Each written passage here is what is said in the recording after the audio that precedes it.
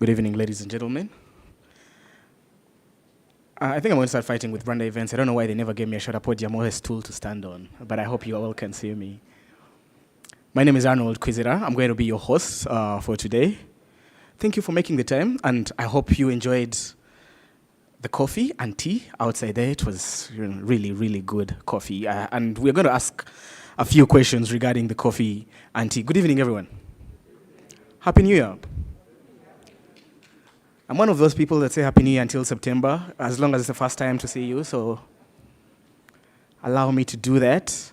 Wow, Africa Coffee and Tea Expo. When in this same building, when President Paul Kagame started the journey for the African Continental Free Trade Area Agreement, there are things that we noted, right? Africa is the continent that trades the least with itself, globally. We trade within ourselves by less than 11%. Now, the next continent to that is Latin America, which trade by themselves at 38%. So look at this differential. We talk about amplifying ourselves. We've just had the COVID-19 pandemic that has taught us to look more inwards. And how more inward can we look than hosting our own events? Rwanda Convention Bureau has said, let us host our own MICE events. So the Africa Coffee and Tea Expo is that example of us hosting our own events, us looking more inward. Today's conversation is going to be around that. First of all, please have your phones in silence because this is a recorded conversation. I would like to thank our guests. I would like to thank you, our guests, for being here. I'd like to thank the CEO of RCB, the Minister of Agriculture, Ms. Geraldine Mukeshimana, representatives from the tea and coffee sectors, and all you stakeholders for making the time on a Friday, a cold Friday, to be with us here. But I hope, as Nelly has said, the coffee and tea has warmed you a bit. So without any further ado, just taking you through the program for this evening, we are going to have the opening remarks, after which we'll dive into a panel discussion, quick fire questions to understand what this event is probably about. And then, saving the best for last, there will be a networking event just outside there. All drinks are on me, first of all, so whatever you want to have at that event, I got you. So without any further ado, allow me to introduce the Minister for Agriculture of Rwanda, Ms. Geraldine Mukeshimana, to give her opening remarks. Minister.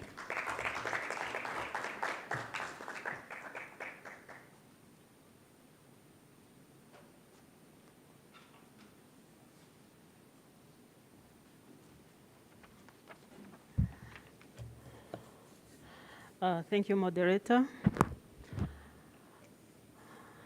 Good morning, everyone. And I guess we have some people online, so it can be a morning, it can be evening or afternoon, depending on where you are. So first of all, I want to welcome you to this official launch of the Africa Coffee and Tea Expo 2022, the first edition of the Africa Coffee and Tea Expo in Rwanda will take place in July, between 12th and 14th at this place. And the main objective is going to be promoting business linkages between Rwanda coffee and tea producers and international buyers by showcasing Africa's best produce to the continental and the global market. The coffee and tea sector contribute significantly to the national economic growth through their trade. They play a strategic role in improving Rwanda's balance of trade, and these two commodities, they generate considerable income for producers, processors, and other trade actors that are operating in agribusiness sector in Rwanda. I want to thank all of you who are participating because these commodities are good generators of revenues for our economy in Rwanda. For instance, this fiscal year, coffee and tea have been able to generate close to 61 and 90 million US dollars respectively to our economy. So the collective revenues have generated almost 34% of agricultural export revenues, to show you how important they are. So the rationale of this exhibition is going to heighten the visibility of coffee and tea sectors of Rwanda, and to promote and provide an environment for local products to receive exposure and to be traded on a wider market. For this reason, I would like to reiterate my gratitude to the team behind the organization of this event. And on behalf of the ministry, we want to be able to support this initiative as much as we can, and whenever it will be needed, to secure a successful implementation of the upcoming July event. I call upon the coffee and tea actors to take advantage of this opportunity to promote business linkages between Africa coffee and tea producers and international buyers by showcasing Africa's best products to the regional and continental arenas. Finally, allow me to end by thanking you all for your participation and wishing you and all of us a successful launch event. Thank you.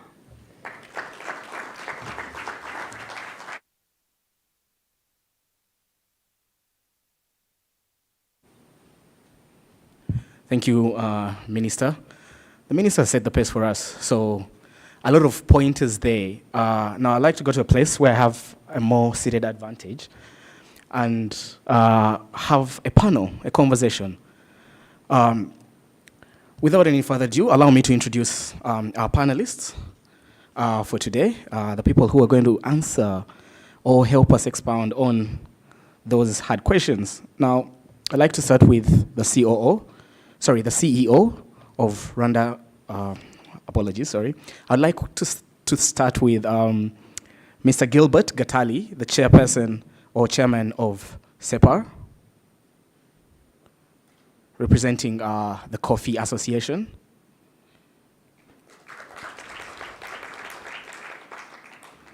I'd like to welcome the CEO of Rwanda Convention Bureau, Mrs. Nelly Mukazaide.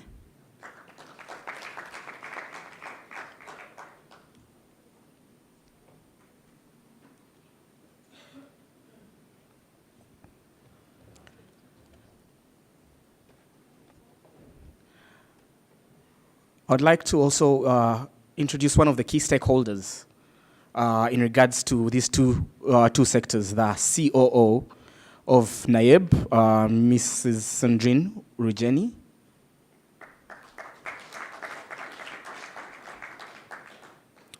And representing the tea sector from RTA, I would like to introduce Mr. David Mutangana.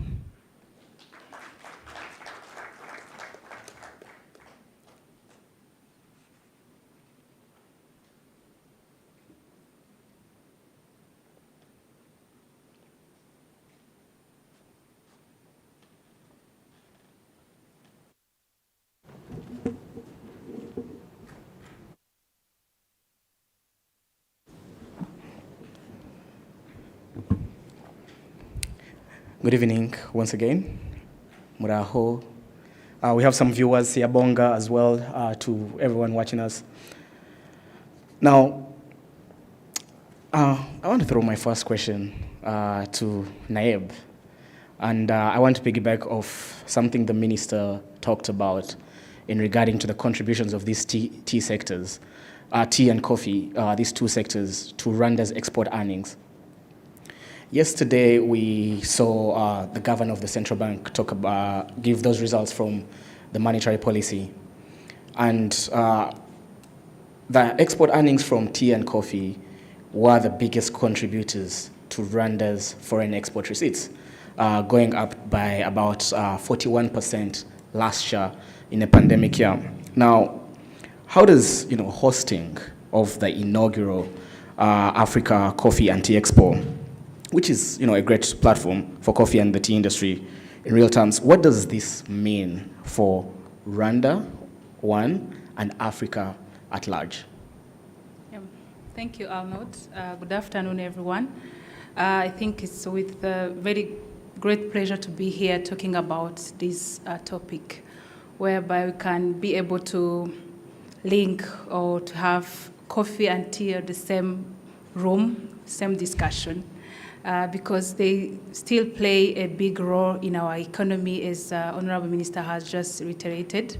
So at Rwanda, as a country, it's really a very big pride because these commodities have been major for a long time. We normally call them traditional export commodities. So they are somehow in the tradition of our population in Rwanda, being coffee, being tea. So it's really a very big opportunity for our stakeholders, starting from producers, exporters, processors in Rwanda, to be able to exchange with their fellow at African level, but also to create visibility of these commodities that still play a big role.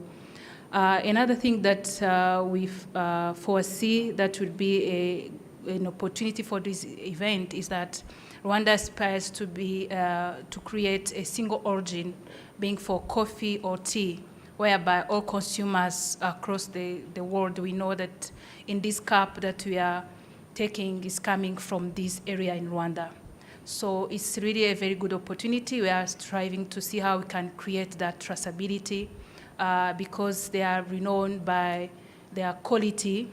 We have a very good coffee.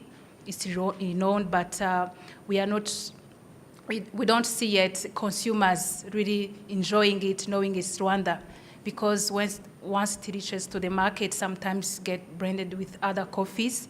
So we are striving to create really a single origin coffee, a single origin tea. So that's really something that we want to create, starting explaining within Africa. So on Africa level then, because this will be a Pan-African event that will last even some more years here in Rwanda. It's in line with what Rwanda as a country aspires also in FTA, as you reiterated in your introductory remarks, that we need really to find how we can create values of our coffees and create markets. Because sometimes when we talk about markets, we sometimes see other continents, not Africa.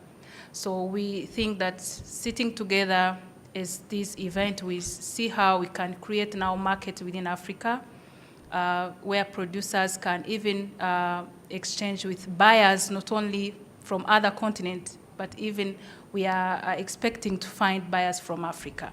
So it is really a very good opportunity, and we are hoping that even stakeholders, traders are ready for it, and producers as well. Thank you. Thank you very much. I would like to bring Nelly from RCB into the conversation. Nelly, exhibitions initially, were not part of RCB's offerings. They were there, but they were not a major component. But we've seen the industry and the sector grow exponentially over the past 6 years in terms of offerings. Now, why is the addition of such an event important for Rwanda's maize sector? Thank you very much, Arnold. Good afternoon, everyone. And I would also like to say that this is really a pleasure for us that we are having this today. especially as Rwanda Convention Bureau, we want to particularly thank the minister and the ministry, NAEB. This came as an idea. As a Convention Bureau in our mandate, we have to market the destination for different, what we call MICE. These are meetings, events, but it has also a component of exhibitions. And what Arnold have said is true. In the past, we have seen most of the revenues we've been able to create in this sector coming from meetings and conferences. Before COVID, we were also having a pick-up a little bit of some events, entertainment, sport events, thanks to our leadership that has been also investing in sports facilities. But there's also a particular interest we saw on the exhibition, because looking also globally in the world, especially in Europe, where MICE has advanced a bit, you see that the biggest contribution they get in MICE, they have 48% comes from meetings and conferences, 42% comes from exhibitions or trade shows or exhibitions, if I may say, and 10% is from incentives. So it shows that it's already a big market or a big segment in the MICE. But also experience has shown that when we get exhibitions, it has an effect that is even beyond, because the state or setup of exhibitions requires people to move in numbers, first of all, because if you're going to man a stand for 5 days or 7 days, you can't have only one person. It will have to be a team. Secondly, people come for long days. That is also another impact. A conference can be 1 day, 2 days. I don't think anyone will move from a country to another one to set a stand for only 2 days. I think you've all been part of exhibitions. The shortest time you've ever had is a week. Otherwise, 2 weeks or even more, like the one we are experiencing now of Dubai Expo. So that is a big component for us as revenue generation, because the more days people spend in the country, the more they spend there, obviously in different ways. A third component is the trade that comes with that. Because when people are doing exhibitions, not only they are showing what they can do or what they produce, but there is always an aftermath, which is supposed to be trade. Either they are selling there and then, or you have a contact and later there will be a follow-up or a trade conversation that is going to happen. So for us, it also looks that not only it's creating an immediate revenue or impact in the moment it's happening, but there's also another impact that will come after. So that is why as RCB, we have it also as a very high priority segment. And we, again, purposely said in our strategy moving forward, it's good to compete for already existing events. It's good to compete for those international or regional exhibitions. But we also believe, going by also the identity of Rwandans, that we can create our own ones. Because once we create it, at least it's even sustainable. Experience has shown that we can compete for those that have already been existing. They will come in the country once or twice, maximum, or maybe 3 years. But you will not have it evolving for a long time. So if you want bigger impact, particularly for a strategic sector, in this case, agriculture and tea and coffee, you need also to make sure you are attracting eyes and attention and movement to your own destination. So those were the main reasons. One, we know it's a big segment. Two, we want to also create our own homegrown event. Three, it's a strategic sector that we believe, seeing the effort the country is doing in the region, that it is a sustainable sector that can help us to evolve, particularly in that component. And we believe, yes, by its state, it will create revenues in the economy, but also there will be other opportunities, trade, investment, or name it, that can happen after that. Thank you. Thank you, Nelly. Pivoting there is one of the takeaways. David, I want to bring you into the conversation. And we're looking at the Mombasa tea auction that happens every week. And Rwandan tea fetches the highest value in terms of the teas that are on offering at the Mombasa tea auction. But we seem not to have the volumes at such an offering. Now, how does an event like ACT help not only create that value addition, but gateways into other markets for Rwandan tea producers? Thank you, Arnold. Thank you. Good evening, everyone.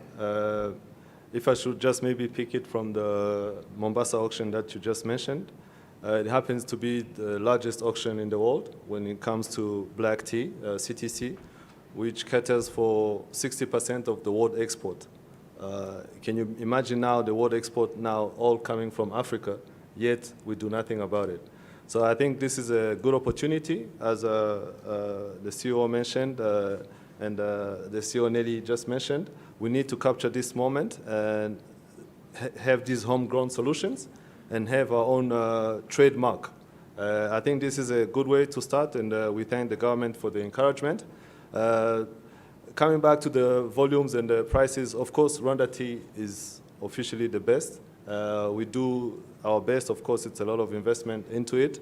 Already since the privatization, the volumes have more than doubled what it was before, and we are still pushing. Of course, Rwanda is not that big, but we'll tap in every corner. We'll come to your house.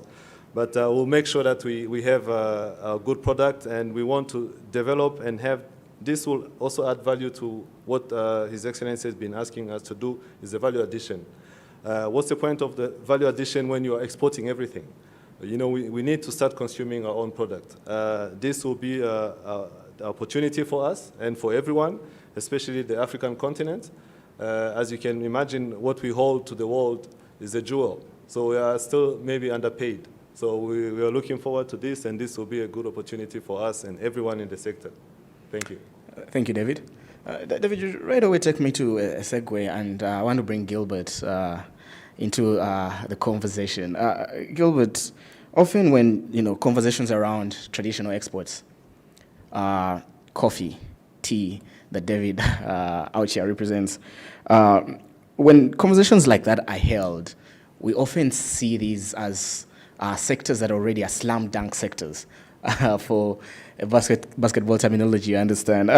So how does such an event help to bring about not only collaboration, but more opportunity for people in the coffee sector like yourself? Thank you, Arnold, and thank you very much for this opportunity. Good afternoon, everyone. Slam dunks are great for the moment, but I think as soon as you get too comfortable with knowing that you've slam dunked, you get complacent. So I think for a very long time, a lot of people who feel like coffee and tea has reached where it needs to reach, you probably get too complacent and don't take the time to start being innovative or trying to get creative with what else you can do while the rest of the world is moving on within those sectors. And so I think such an event is going to be a fantastic event because it's the first time coffee and tea are being put under the same roof. While there are a lot of similarities, there are also differences, and I think this opportunity really starts to give us space where we can, even within the two commodities, start to collaborate.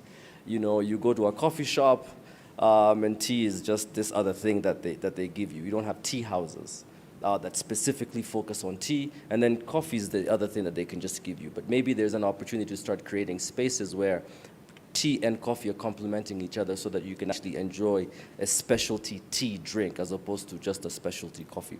So I think that already is a space where you're seeing that collaboration happening between the two commodities. If you were to look at collaboration beyond the commodities themselves, is now within the African continent.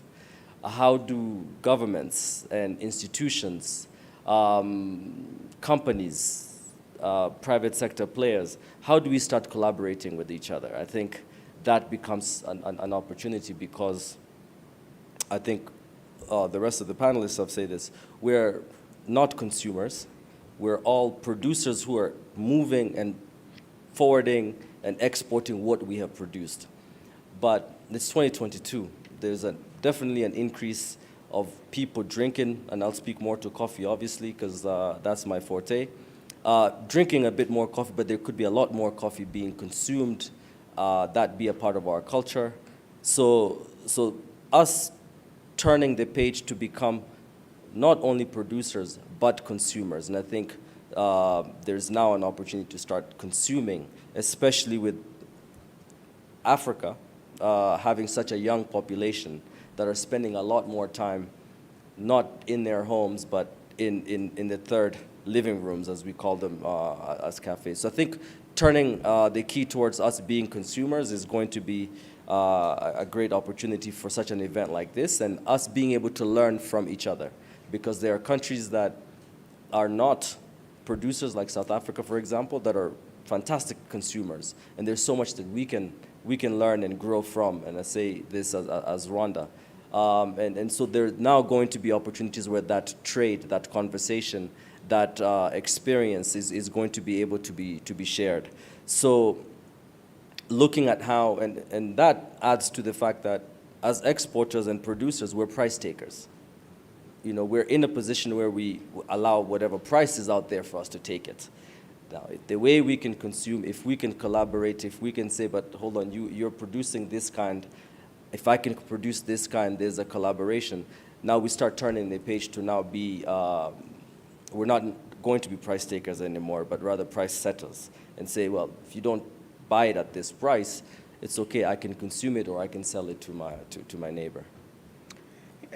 Gilbert, a quick fire question, and I need a yes or no answer here. Can you be both a coffee and tea person? Why not? Answering a question. Yes. Answering a question with a think question. so. I think so. You might not be. Yes. Let me say yes. I want to bring the CEO back into the conversation, and as Naib, you have an end goal in sight.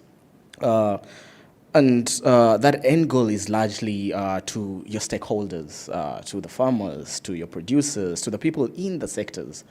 So what do you think will be beneficial to both exhibitors and guests to the first ever SET? Yeah, I think to the guests and exhibitors, we are expecting the exhibitors to be this. We have here our producers, our traders to be the one to exhibit what they've been able to achieve, what they are capable to offer. So we're expecting also the buyers to be from Africa and from the rest of the globe. So they will get to know what Rwanda can offer in terms of coffee and tea, because as I said earlier, some may consume coffee without knowing that it's coming from Rwanda, but having this platform whereby they can interact, get to see now with their own eyes, they will know exactly what Rwanda can produce. They will showcase some products that we are adding value from coffee, from tea. So though we are known from the raw materials that we are sending out, but we can also add value. So we are expecting that linkage between our buyers and the exhibitors and the producers. Even the biggest part will be from the producers, because we are expecting our producers, those who don't have chance even to participate in some other events that are happening outside, to be able to interact live with their buyers, the buyers to see with the eyes where they are sourcing from. So this linkage really will be there, and we are assuming that they will really benefit not only for the trade per se, but having the history. Because as in my perspective, we are expecting also to know the history more than coffee and tea, to know Rwanda as a country, to know Rwanda with different opportunities that we have in a country. Thank you very much, CEO. David, quick question. When was the last time you had a cup of coffee? Today. Yes, I think what Gilbert answered, they all live together side and side. Even when it comes to tea, the big consumers that we are probably going to learn to become, the different type of teas. There's a tea to drink in the morning, there's a tea to drink in the afternoon, the afternoon tea. So tea and coffee, they actually do grow side by side. So I think you can all be both at the same time. We all know we have experienced that. I don't know if we're pushing this symbiotic relationship, but staying with you, David, what are your expectations from this event? Well, let me start to maybe like a couple of days ago, I think it was Tuesday night, the whole world came to learn that Rwanda is open. Having such exposure, it has no value, it's priceless. So our expectations are high, And we also look to diversify and maybe not fade away from the traditional market, which is the Mombasa auction that you mentioned earlier. And the more you diversify, the more opportunities are coming for you. So we have high expectations. And of course, the world will come to us. If you hold something in your hand, it attracts a lot of people. So we have, as they mentioned, we have what the world needs, so we need to build up from that. Thank you, David. Gilbert, I'm coming back to you, and I want you to expound on something that you hinted on earlier, right? In your final remarks to the last answer, you talked about it being an opportunity for Africa's, both coffee and tea exporters to work together to set the price. Now, it being the first ever, why is that important for Africa's coffee and tea exporters to collaborate and work together? Before I say that, with that symbiotic relationship, I think Kenya Rwanda says it best. There's some people you go and they say, "Ushwakumi chai chi kawa." So already that's an indicator that that relationship exists. Mm-hmm. Back to why I think this is important, and I think it's tea and coffee. That relationship, the importance of it being under the same, I think could be taken on the fact that because these are traditional commodities, there are a lot of similarities. Challenges within production on one end is similar as challenges on production on the other end. Challenges in contracting and it being a product you're mainly consuming, I think there are similarities around that. Challenges around, and when I say challenges, I'm also obviously saying there's opportunities, around the fact that for most of our countries, it's smallholder farmers. Maybe they're slightly in tea estates, but you also have a large number of smallholder farmers. Access to finance. So there's a lot of things that we are grappling with, but grappling with alone as if they're two very, very separate things, yet there's a lot of similarities. And within that, some areas have done really well on certain things around production or certain things around value add, and others have not. So I think there's now an opportunity to say, what has worked for you? Can we borrow from that? Can we learn from that? So I think that's where that importance comes in, or that opportunity comes in when both when both commodities are being looked at similarly. But I think as an event, the opportunities that come out of it are significant, because I think CEO Nelly mentioned, you've got exhibition in this particular case, which I think is great because people are trading within the exhibition. So if you're looking at machinery or equipments, there's going to be companies that are there to exhibit what it is that they make or what it is that they sell. And so there's an opportunity to buy from it. But another component to it is, if you look at Rwanda and the amount of work and energy being put into technical learning, so there is an opportunity where some of these schools that are focusing on teaching people on how to create things, you might come and say, so how does an espresso machine work again? Is there a way for me to actually be able to recreate this here? So I think when you have an exhibition like that and we open it up to allow not only the traders, but for the larger community, you are going to unlock some thinking around somebody who wants to recreate a machine or an equipment that you probably would have had to import, but potentially could be made in Rwanda. So I think those are some of the things that you'll start seeing when you have an exhibition. The other component to add to that is not necessarily around exhibition, and I think I touched a little bit on that earlier, is this is just not an exhibition. You're actually now going to have opportunities for people to actually have plenaries, to have discussions, so that that alignment starts to come. Because maybe there are policies that could be discussed. There are significant discussions around how do we position ourselves between trading amongst ourselves. You go to Java, for example, it's probably the only cafe today, if I'm not mistaken, that you can see a coffee from Ethiopia. And so I think that's a fantastic thing, that you're able to drink a cup of coffee from Rwanda and be able to have a cup of coffee from Ethiopia or from Kenya. And so if you were to able to now have a bit more of that, then you're starting to expose, you're starting to showcase that each of our countries are producing some of the things that we could also be consuming, but readily available. And how do you make that trade easy? And I think those are some of the discussions that you would have outside of the exhibition component or outside of the trading component. Very detailed. Thank you very much, Gilbert. Nelly, my sector players are looking forward. Rwanda is open, as Tuesday we were told. As the world got to know, Rwanda is open. So what's the contribution of such an expo to Rwanda's, specifically Rwanda's mice industry players? Thank you.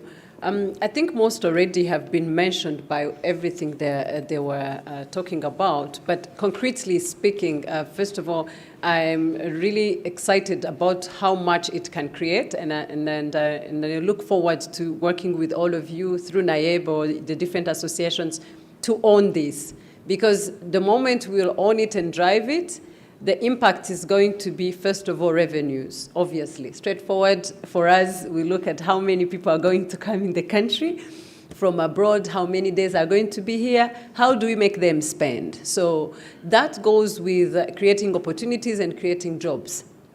If we want people to spend more beyond being in the exhibition, we will want them to go shopping, we will want them to go in Nyamirambo for the tea or the coffee, or any other places. So we are already looking at income generation or revenue in tangible sense of those different people who are going to come in the country and spend those days in this country. Secondly, as exhibitions, you move a lot of equipment, a lot of things. So there's the selling aspect, or the things that are going to create more jobs in terms of, it's not like a conference when you have everything that is set.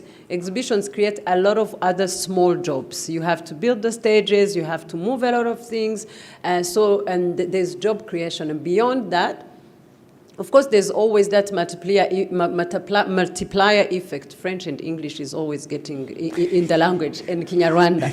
So that effect goes from the chain of welcoming people to the airport, transport is benefiting, accommodation, they are benefiting, different sectors, name it. You can see the whole chain until a person is leaving the country, or that is creating revenues.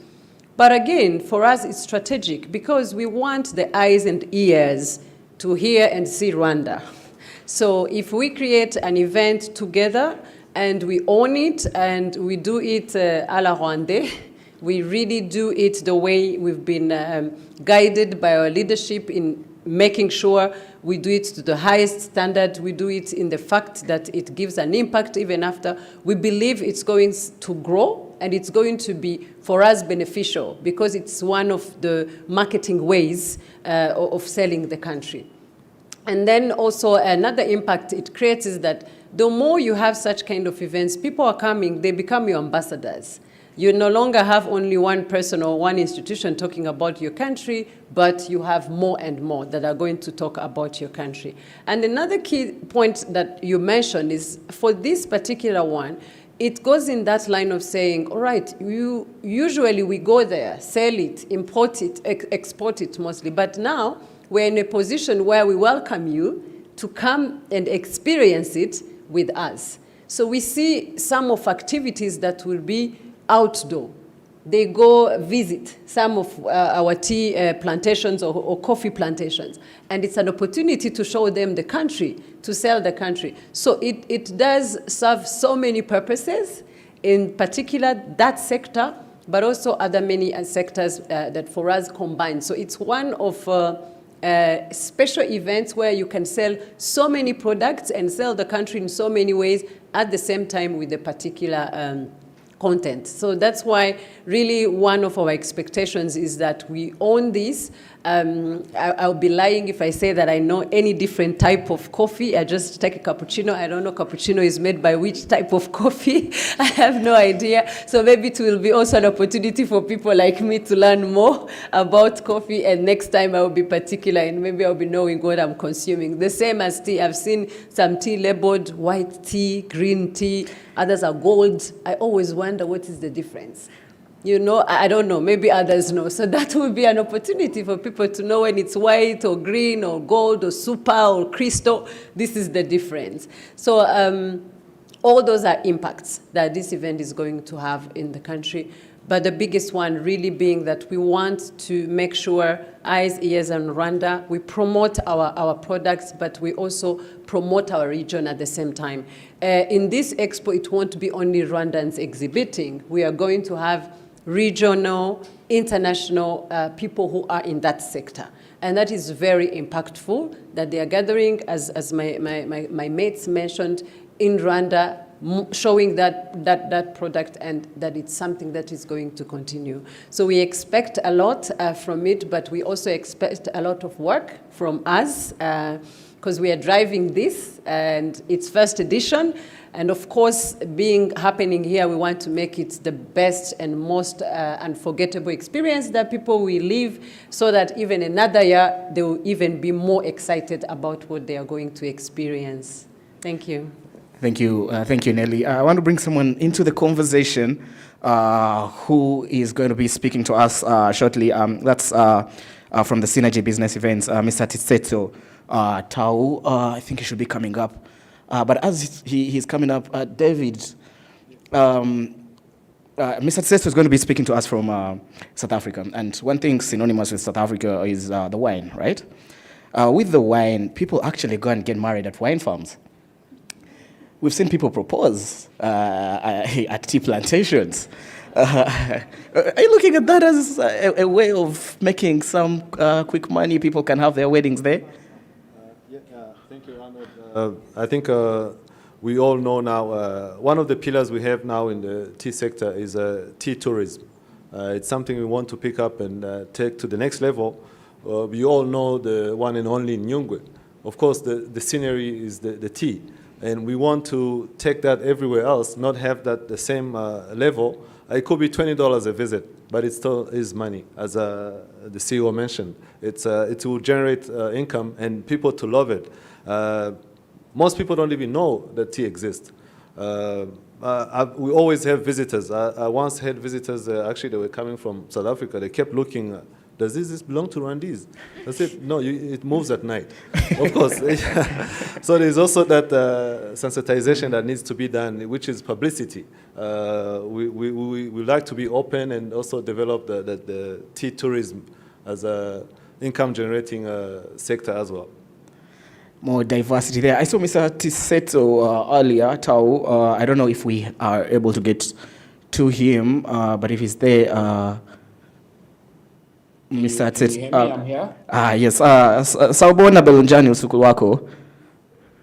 Kona ujani page. Sharp.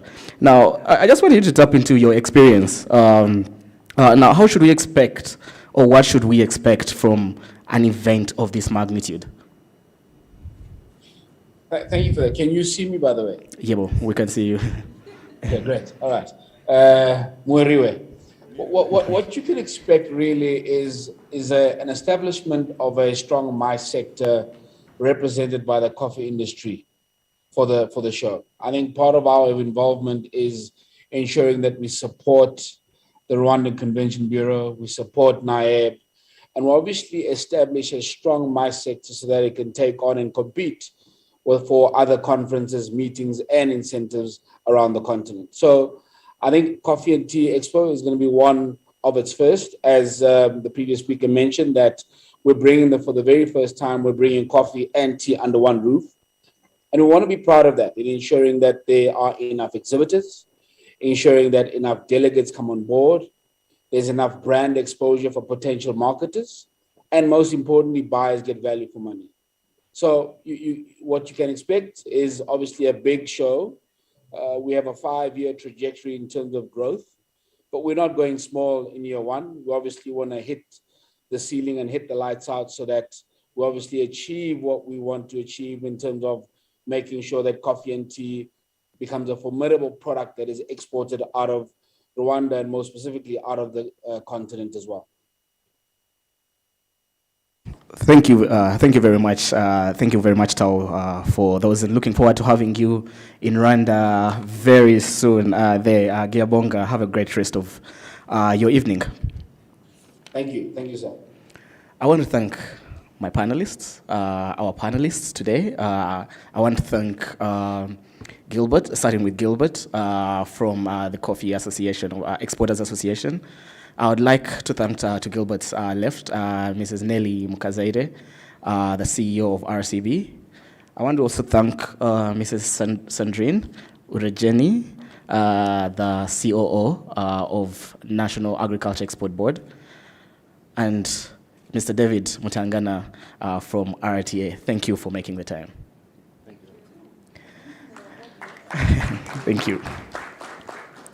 Now, as we wrap up this event, I'd like to give special thanks to our guest of honor, the Honorable Minister of Agriculture, Mrs. Geraldine Mukeshimana. Thank you for opening this event for us. And to your right, the CEO of the National Agriculture Export Board. Again, thank you for honoring our invite, and thank you for making the time. To our audience, we're going to take a few questions. Just apologies. We're going to take a few questions. I think I was being too selfish here. We're going to take a few questions from members of the press and members of our audience to our speaker. So, no, I'm not letting you go yet. There's a question at the front here. Please put up your hand, introduce yourself. They're going to give you a microphone. Please put up your hand. Anyone who wants to speak or ask a question, introduce yourself and the organization that you speak for.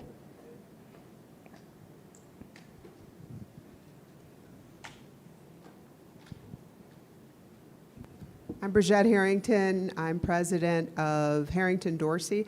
And I have not been able to find the total export numbers for either tea or for coffee for 2021. So I was hoping that you all would be able to provide that information. I think both Gilbert and David will answer that question as well as Naeb. Members of the press, any questions?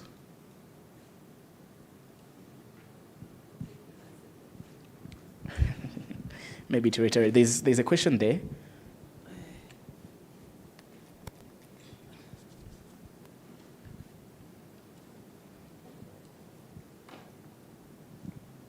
Merci. My name is Andre Gakwaya. I work for Rwanda News Agency. It is a private media. We are using English, good for the trade, international trade. But in international trade also we must involve the consumers speaking French. Today I have read that France has given 29 million euro, and in a part of this fund will help small and medium enterprises who have suffered from COVID. So, this is very important. So, je voudrais poser ma question en français cette fois-ci, oui. Parce qu'il y en a des qui en parlent parmi ces consommateurs et ces commerçants impliqués, ces hommes d'affaires investisseurs. Et le café, le thé, sont des produits essentiels pour le Rwanda. Alors, je voudrais que vous puissiez reprendre un peu pour le public francophone et ce que représente dans le commerce du Rwanda, le revenu du Rwanda, ce que représente ces deux produits et ce que vous entendez faire dans cette période de post-Covid pour relancer le commerce. Vous vous attendez à une croissance du revenu des exportations. Qu'en est-il réellement? Merci beaucoup.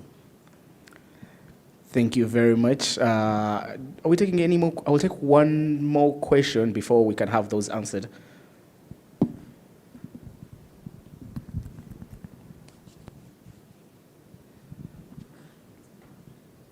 Thank you.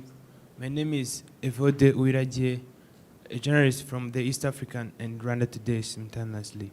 So the recent report from Rwanda Agriculture Board that was showcased in Parliament last year, the season of 2019-2022, 2019-2020 season showed that the coffee plantation production was decreased.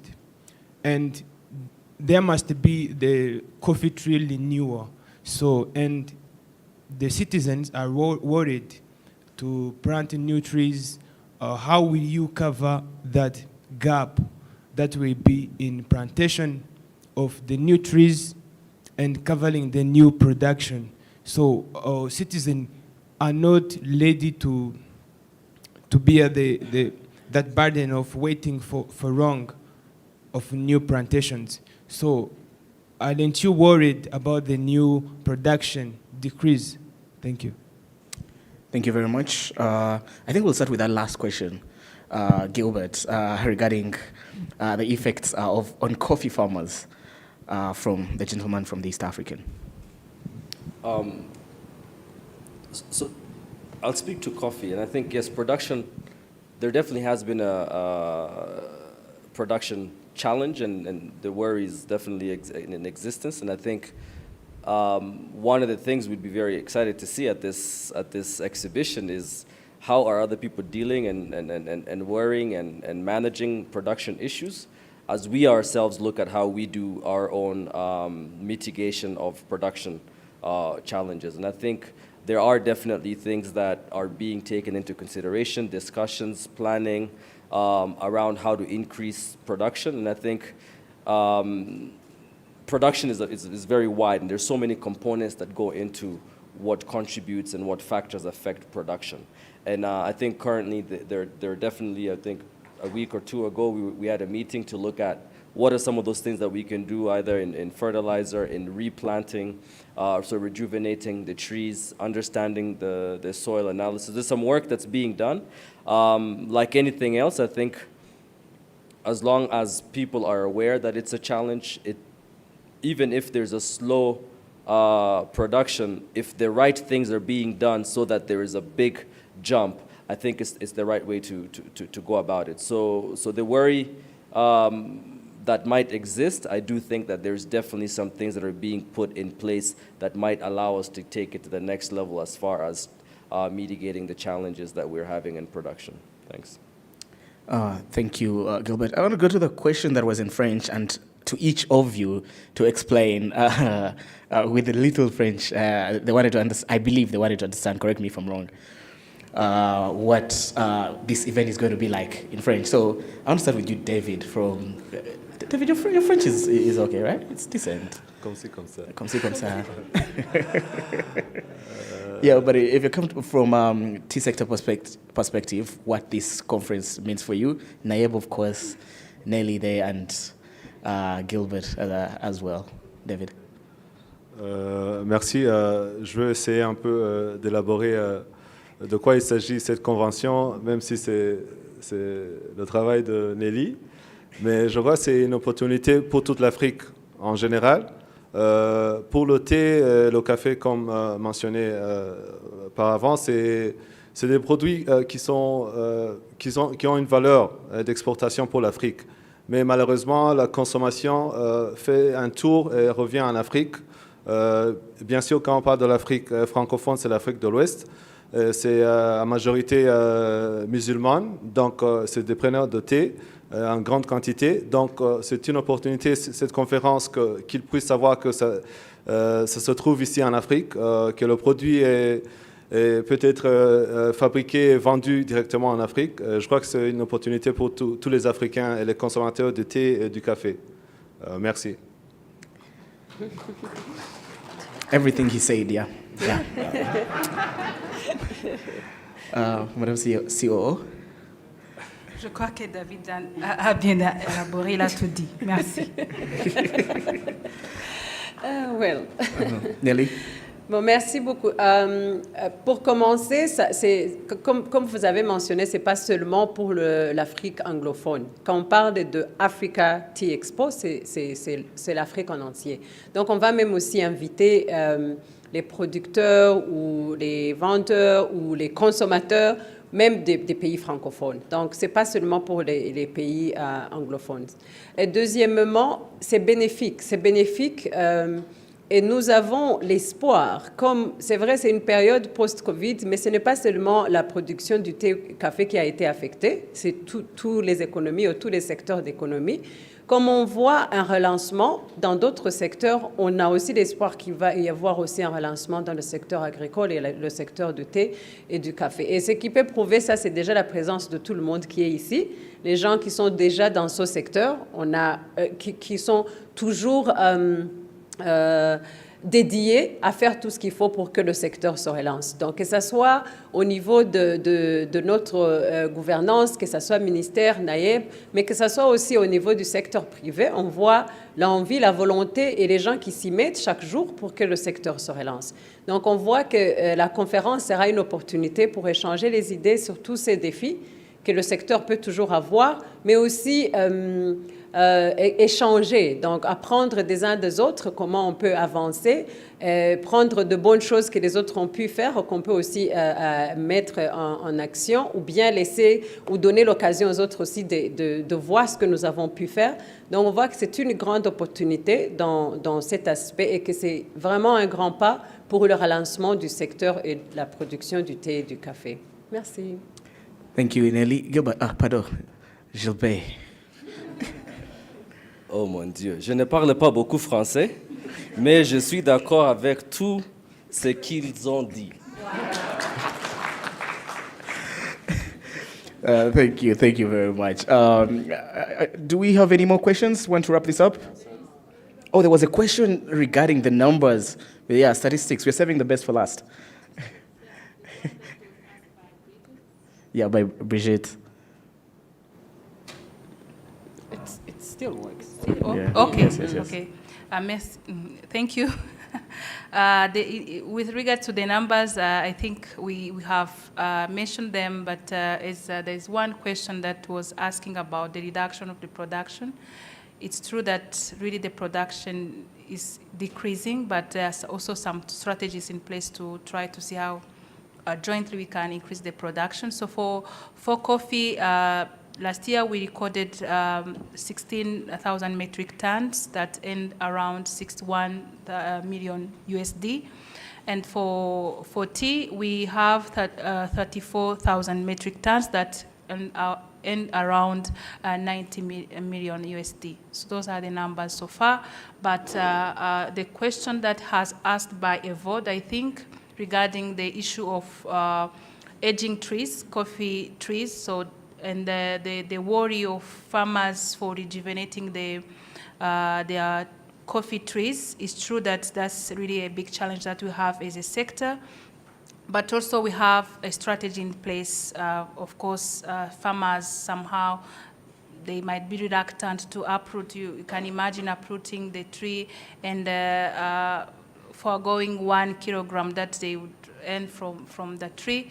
So there is a strategy in place where we want to see how we can support farmers and so that they can find an alternative source of revenue or some methods whereby you can plant a tree next to the one which is old, and once the other one is growing, then still getting the return that you were supposed to get. So there are strategies. It's really a challenge that we, as a sector, we are trying to see how really we can overcome it. And we've tried in the past, like past 4 years, we are trying to give them free seedlings to the farmers, trying to support them with fertilizer, with pesticides, to see how we can really increase the production, as well as removing those aging trees. Thank you very much, Sandrine. Do we have any more questions? Brigitte has a follow-up question. I think that will be the one for the road, and then we'll wrap this up. So last year, production for coffee was down 50%. And given the fact that the trees are aging, I'm actually wondering what production is going to look like when it starts rolling off in June. Is it going to be down even further, or has it increased due to the mitigation efforts that have been put in place?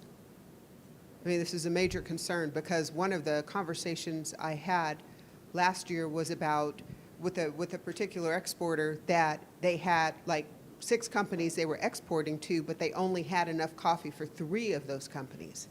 So I'm a little bit curious and concerned about that.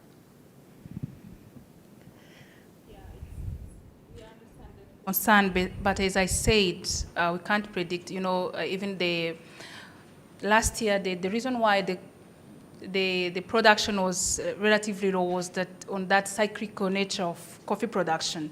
But this year, with the climate that we've had, we are forecasting not to have the same. We are expecting a slight increase in regard to what happened last year. But of course, we are looking for a sustainable strategy to revamp this sector. With you as one of the stakeholders and farmers, we are now back to the drawing board to see how we can even increase the area where we are planting coffee. And the reason why we are not really worried that much is that in past 3 years, there are some coffees, a number of so many trees that we planted that we are hoping to have the first production this year. So, worry less then. I think the ACT will help us expound on some of these conversations and help us understand on how best, on what directions will be taken in regards to many of the challenges that have been highlighted here. And hope to see you here next year, July 12th. Mark the date, or make it a date. Thank you, Bridget. Once again, I would like to thank the panel of experts this time for good. I'd like to thank you, Gilbert. Thank you, Nelly. Thank you, Sandrine. And thank you, David. And I would like to thank again the Minister, the Honorable Minister for Agriculture, Mrs. Geraldine Mukeshimana. I'd like to also thank the CEO of NAEB, Mr. Claude Bizimana, as well for making the time. I also want to thank the partners that have enabled us to be here and to have this conversation, starting with Synergy Business Events, Rwanda Convention Bureau, of course, Rwanda Events, NAEB, the National Agriculture Export Board, as well. Thank you for making the time. There's a cocktail. I told you drinks on me. I got you the rest of this evening, just outside there. So there's, go and test some of the best coffees and teas. Try out the gold, the silver, the crystal, Nelly said. Yeah, and have a happy weekend, a blessed weekend. Thank you for making the time.